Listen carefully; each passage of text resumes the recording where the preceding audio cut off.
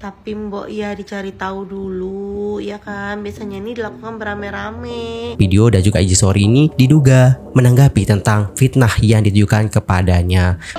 BPJS masih honorer ya. Itu adalah sudut pandang saya sendiri dan tidak ada hubungannya dengan perusahaan tempat saya bekerja. PT Timah Tbk menegaskan bahwa akan Hi everyone, I'm Sul Kim and welcome back to my YouTube channel. Guys, yang lagi nonton, gimana nih kabarnya hari ini? Apakah dalam kondisi yang baik saja? Well, aku harapkan seperti itu ya. Namun, kalau kalian saat ini lagi dalam kondisi yang gak baik aja, jangan menyerah ya guys. Ayo dong, semangat fighting.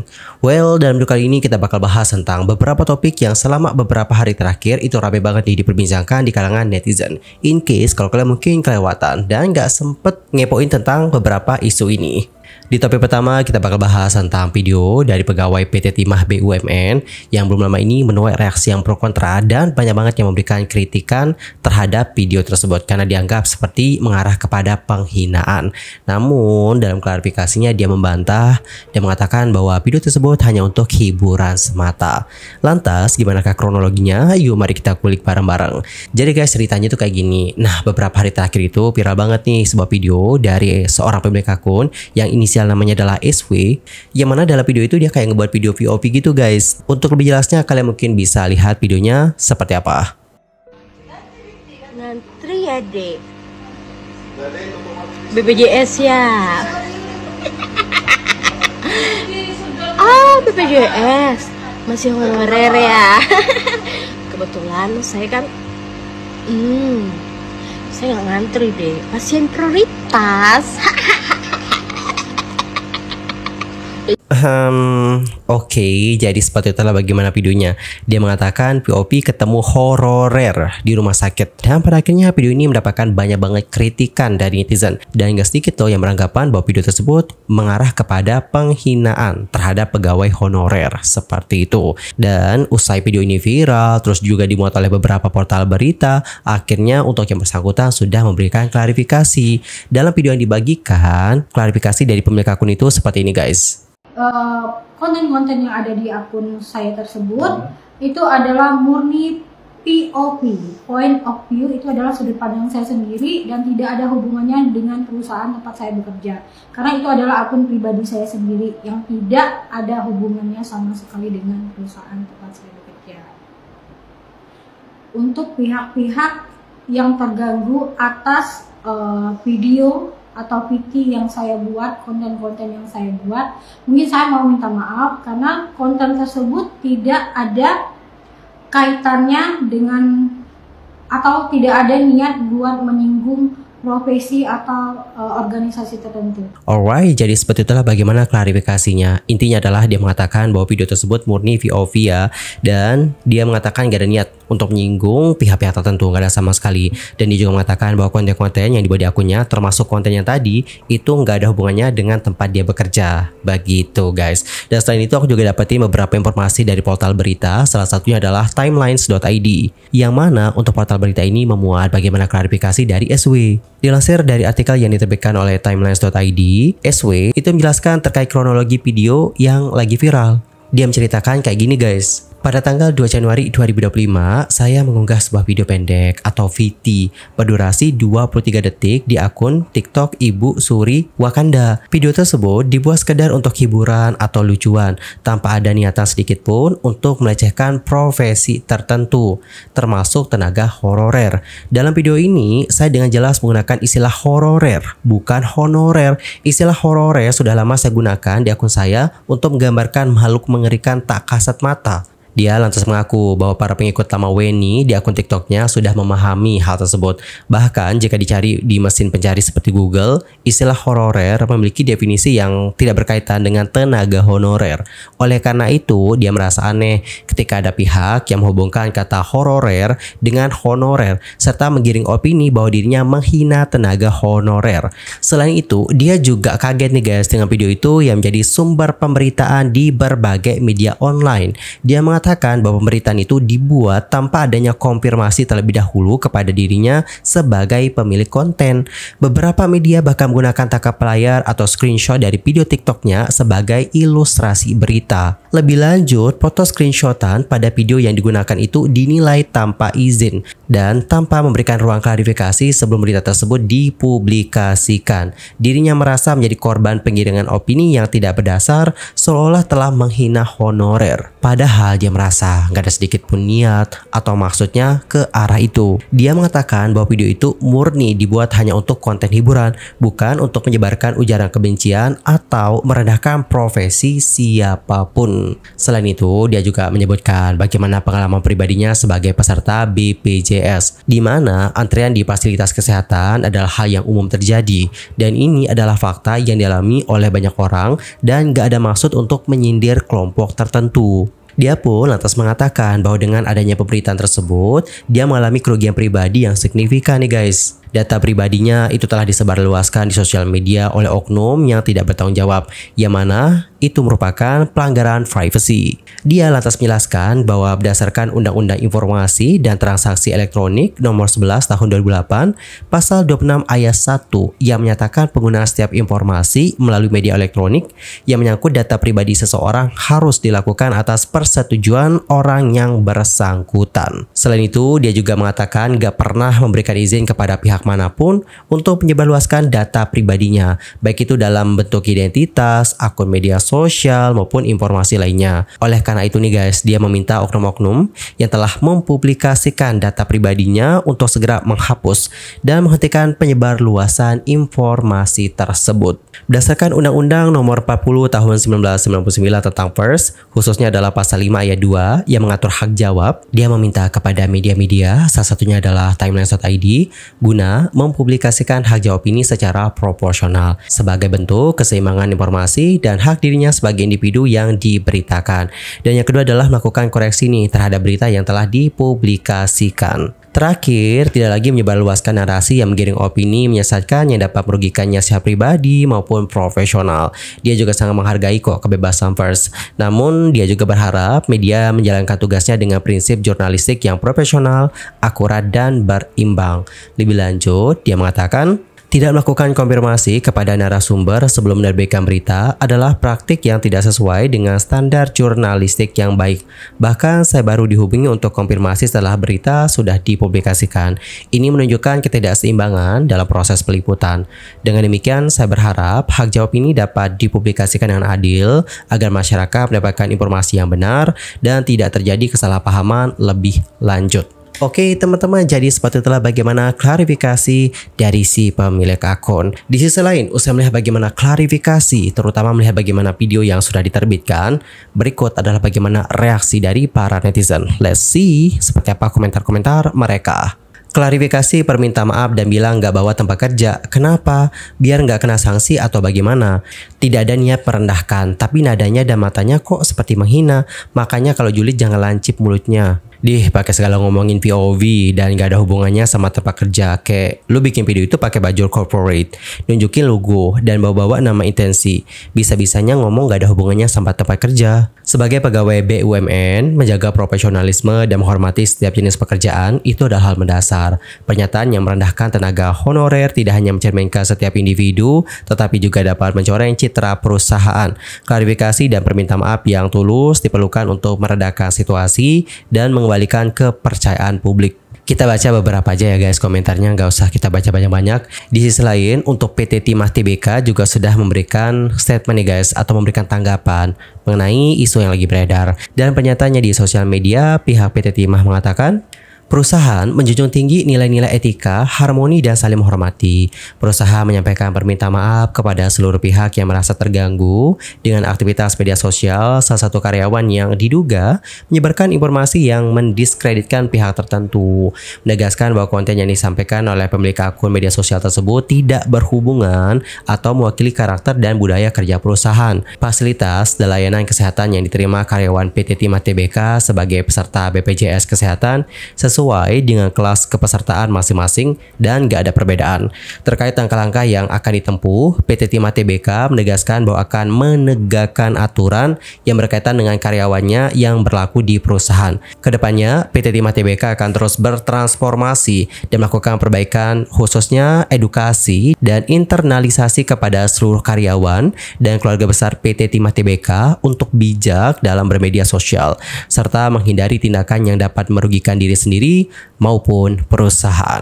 Oke, teman-teman, jadi seperti itulah bagaimana tanggapan dari PT Timah Tbk. Well, kalau menurut aku nih secara pribadi, mungkin untuk ibunya itu emang benar-benar nggak berniat sama sekali untuk merendahkan pihak-pihak tertentu dan video tersebut pure untuk hiburan. Tapi perlu kita pahami dulu konteks hiburan itu seperti apa. Apakah untuk menghibur diri sendiri atau menghibur banyak orang? Video tersebut itu kan sudah dipublikasikan, dibentuk dalam bentuk publik, bukan private atau unlist, tapi benar-benar di publik. Jadi dikarenakan bentuknya publik, maka video ini dapat ditonton oleh banyak orang, bukan cuma 1-2 orang atau bahkan diri kita sendiri saja, tapi oleh banyak orang. Dan orang-orang yang akan menonton video tersebut nanti akan memberikan reaksi gitu. Apakah mereka terhibur dengan konten hiburan yang kita buat? Terus di sini untuk ibunya kan mengatakan ya bahwa hororer di sini itu bukan merujuk kepada honorer, tapi kepada makhluk yang gak kasat mata alias hantu. Namun kemiripan dari kata hororer dan juga honorer ini buat netizen yang menjadi salah paham. Sehingga alangkah baiknya untuk kedepannya tidak menggunakan istilah-istilah seperti ini sehingga membuat netizen itu tidak menjadi salah paham. Terlebih, beliau juga mengatakan pegawai prioritas sambil menunjukkan logo tempatnya bekerja. Ya, semoga kedepannya bisa dijadikan pembelajaran supaya dapat lebih bijak lagi dan lebih hati-hati dalam bermedia sosial. Dan guys, gimanakah pendapat kalian akan isu yang satu ini? Entar komen ya di kolom komentar. Dan lanjut kita akan masuk ke informasi yang berikutnya. Kita bakal bahas tentang Putu Clara. Ada beberapa informasi sih guys mengenai Putu Clara. Tidak hanya satu saja tapi ada 2 informasi nih. Informasi pertama adalah tentang bagaimana video dari Putu Clara yang makan Yusheng yang menuai reaksi beragam dari para netizen. Oh ya, sebelum kita lanjut ke pembahasan mengenai makan Yusheng ini, mungkin aku bisa jelasin dulu ya guys mengenai Yusheng. Dan seandainya jika ada salah informasi yang aku dapatkan nanti mohon koreksi ya teman-teman. Thank you so much. Adapun untuk sumbernya di sini aku ambil dari Tempo sama Kumparan ya guys. Oke, berbicara mengenai Yusheng ya guys. Yusheng ini merupakan kuliner yang populer di saat perayaan Tahun Baru Imlek. Yusheng sendiri itu memiliki makna keberkahan dan kemakmuran. Dan kuliner ini biasanya terdiri atas campuran acar sayuran, ikan dengan saus dan bumbu-bumbu lainnya. Dikutip dari situs web Butter Kicap, asal-muasal hidangan Yusheng berasal dari mitologi Cina tentang Dewi Nuwa yang berkaitan dengan mula kehidupan manusia di dunia. Dalam tradisi ini, orang-orang akan mengelilingi meja sambil memegang sumpit masing-masing. Setelah itu, di atas meja akan dihidangkan makanan. Dan setiap penambahan bahan makanan ke dalam piring akan diikuti dengan kata-kata keberuntungan. Setelah dihidangkan, semua orang yang memiliki meja tersebut akan menyantap makanan di atas meja secara serentak. Caranya adalah bahan-bahan makanan tersebut akan dilemparkan setinggi mungkin sembari meneriaki harapan untuk tahun mendatang. Oke guys, jadi seperti itulah beberapa informasi yang aku dapatkan mengenai Yusheng. Anyway, berbicara mengenai Putu Clara, jadi belum lama ini Putu Clara itu membagikan video yang memperlihatkan dirinya makan Yusheng. Dan videonya seperti ini guys. Coba ya kita lihat bareng-bareng.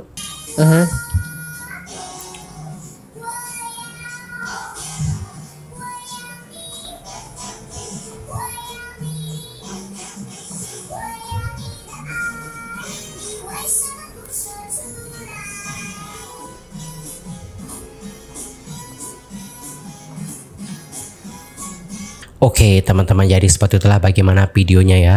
Dan pada akhirnya video dari Putu Clara yang makan Yusheng ini menuai reaksi yang beragam nih dari kalangan netizen karena dianggap caranya agak kurang tepat. Dan beberapa tanggapan dari para netizen seperti ini guys. Let's see. Makan Yusheng cuma sendirian. Jangan ya saudaraku. Justru harus rame-rame kayak begindang. Meskipun nge-Yushengnya nggak sama orang Cina, karena yang penting ngumpulnya itu loh sama pengajian ala negeri Tiongkoknya. Mesti rame-rame guys, oke, jangan sendirian. Putu Clara lagi ngerayain tradisi Imlek kan. Nah pas dia lagi makan Yusheng itu bener-bener jadi perdebatan. Kayaknya si Putu Clara ini baru pertama kali ngerayain tradisi Imlek deh. Atau jangan-jangan dia lupa tutor dulu sebelum tag video. Soalnya kan harusnya makannya tuh rame-rame. Abis itu jangan sambil duduk tapi sambil berdiri. Lagian ngapain juga coba tangannya kayak gini. Abis itu bilang amin, amin, ngapain coba? Lagian ngapain coba maksain jadi cindo. Jelas-jelas nama lo aja Putu. Keren banget gue sumpah sama netizen yang suka ngehujat si Putu Clara ini. Padahal si Clara ini gak pernah ngapa-ngapain lu tahu. Dan mayoritas yang ngehujat dia itu sesama perempuan. Jangan bilang lo pada ngehujat si Putu Clara gara-gara kalah cantik sama dia. Gak peduli dia mau cantik hasil OP, dia mau cantik hasil apa kek, yang jelas dia kalaupun OP berarti OP-nya itu berhasil. Oh iya, satu lagi, masa iya didoain yang baik-baik bilang amit-amit ya Bang Bayi sih? Ya jelas bilang amin lah, gimana sih? Tuh dengerin yang suka julitin Putu Clara. Niat hatinya mau happy-happy ya kan, merayakan Imlek dengan Yuseng sendirian. Tapi mbok ya dicari tahu dulu ya kan, biasanya ini dilakukan berame-rame dengan keluarga inti gitu loh, atau kalau enggak dengan teman-teman oke lah. Dan biasanya tuh dilakukan di meja bunda dan juga berdiri, nggak ada yang duduk kayak gitu. Cari tahu dulu, nih gue kasih tahu nih artikelnya. Baca ya, baca. Kan diangkat pakai sumpit dengan setinggi tingginya. Kalau duduk mana bisa tinggi? Tuh baca. Oke, teman-teman, jadi seperti itulah beberapa tanggapan dari para netizen. Intinya adalah di sini yang jadi perdebatan itu adalah cara dari Putu Clara yang dianggap kayak kurang tepat gitu. Seharusnya untuk tradisi ini dilakukan beramai-ramai gitu, dan katanya sambil berdiri-giri, sambil ngangkat tinggi-tinggi makanan yang di atas meja. Well, dari hal ini kita dapat ambil pelajaran ya untuk kedepannya sebelum kita mengikuti sebuah tradisi. Mungkin kita bisa searching terlebih dahulu ya guys, karena ini kan menyangkut budaya ya, budaya orang lain gitu. So kita mesti pelajari dulu sebelum kita mengikuti tradisi tersebut. Begitu aja sih. Di sisi lain, Putu Clara juga diduga telah menanggapi sebuah tuduhan yang mengarah kepada fitnah yang diarahkan kepadanya. Jadi teman-teman kan juga pasti tahu, kita juga udah kemarin bahas, belum lama ini Ci Agnes kan diduga diselingkuhi ya. Nah, di tengah isu ini, beberapa netizen ada yang menuding bahwa PC atau Putu Clara adalah orang ketiga. Jahat banget kan yang nuduh, padahal mereka nggak punya bukti tentang tuduhan tersebut. Tapi dengan PD-nya, mereka berkomentar bahwa PC lah orang ketiganya. Adapun untuk Ci Agnes sendiri juga sudah memberikan tanggapan kok guys atas tuduhan tersebut. Jadi dalam salah satu komentar, dia mengatakan bahwa PC itu nggak ada hubungannya sama sekali, atau PC ini bukanlah orang ketiga dalam hubungan rumah tangganya. Nah lo. Dan terbaru, Putu Clara itu ngebuat sebuah postingan di IG Story dan juga ngebuat video nih guys, yang mana video dan juga IG Story ini diduga itu seperti menanggapi tentang fitnah yang ditujukan kepadanya. By the way, di IG Story-nya Putu Clara menuliskan, "Cewek-cewek tenang ya, aku nggak suka ambil punya orang, kecuali aku dibohongin, ke aku bilangnya single." Terus di sini Putu Clara itu kayak nampilin DM ya, DM dari semuanya mengatakan gini, "Aku remove sama unfollow, dimarahin cewekku, maaf ya, ngeri kali bah, dibilang kamu terlalu cantik." Oke, gak apa-apa kok. Dulu sampai di remove kamu dari aku, tapi udah jomblo lagi nih, santai. Sumpah kamu diem aja, kayaknya cewek-cewek pada panas dah, katanya. Terus Putu Clara di video terbarunya di TokTok mengatakan seperti ini guys. Aku bingung banget sih sama orang-orang. Aku lagi damai banget, gak tenang-tenang, gak ada masalah apa-apa. Tiba-tiba aku digosipin, difitnah. Semoga fitnahannya menjadi berkat dan berkah buat aku. Thank you, jangan lupa sekalian beli produk aku ya.